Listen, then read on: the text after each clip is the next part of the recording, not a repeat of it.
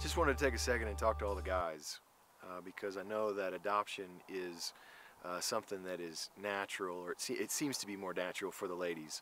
And in most of our adoption counseling that we talk to, it's the fellas that have the biggest struggle. They look at children coming into their home and they've got all kinds of issues. Things like cash, there's too many kids in the house already, maybe they don't look the same, maybe they don't act the same, I don't know if I can be a dad to somebody else's kid, and all those issues that go on in the mind of a man. I just want to address you guys here for just a second. Our adoption journey started pretty similar to most adoption families. My wife had a big heart for children that were orphaned, and she came and said, "Hey, I think we need to do this." And like I told you a little bit ago, James 1:27 has been one of our family verses for a long time, and the idea of taking care of widows and orphans, you know, not just talking about it but actually doing it, is important. It's important to us. And so as she came to me and she said, "I think we need to go and adopt," the first thing in my head was like, okay, we're going to adopt somewhere domestically, you know, so that our pictures look the same and all that.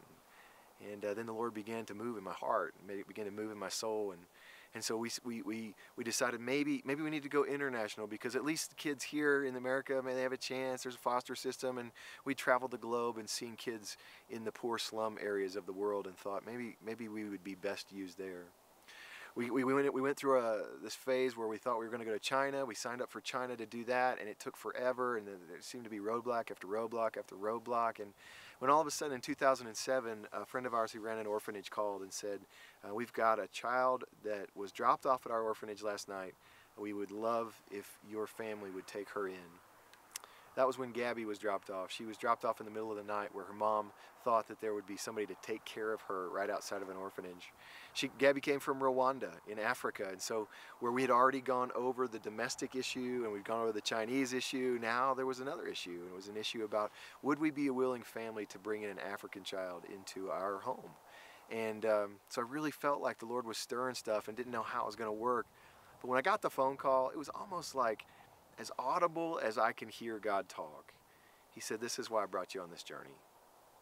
We called our friend back and we said, "Sure." That was in May. We got the phone call in October. Gabby came home.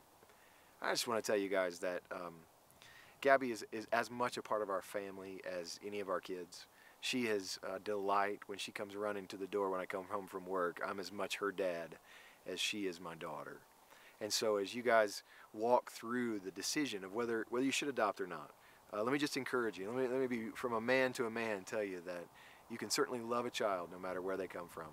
You can certainly bring somebody into your home and make them a part of your family. And to be honest with you, when all things are said and done, this whole adoption by design thing is an important gig. We felt like that God had called us to adopt another child. Tiki was 6 years old and living in an orphanage. He actually was dropped off at a marketplace in Rwanda when the nuns found him 3 weeks later, and they brought him into their home. We thought, man, it's cool enough that we're adopting a baby, a 3-month-old. Wouldn't it be awesome if we adopted a 6-year-old and see what happened? I'm telling you guys, when Tiki came home, he didn't know English, he didn't know the way that we do things, he didn't know culture, and he's fit right in. In fact, he's the most popular guy in our little town in Colorado. And as I've watched him grow, I've had a new appreciation for the way that God adopts us. We don't know God's language. We don't know God's culture. We don't know the rhythm in which God works a lot of times. But to have Tiki learn and to appreciate and then to become a part of us, it's a great journey to be on. So once again, whether you're adopting a baby from Africa or a child in a foster care system here in America, adoption is God's design. I'm telling you from firsthand experience. And so I hope you guys would take a look, maybe take a second look, maybe talk to your wife about what it means to really adopt here. Thanks for your time.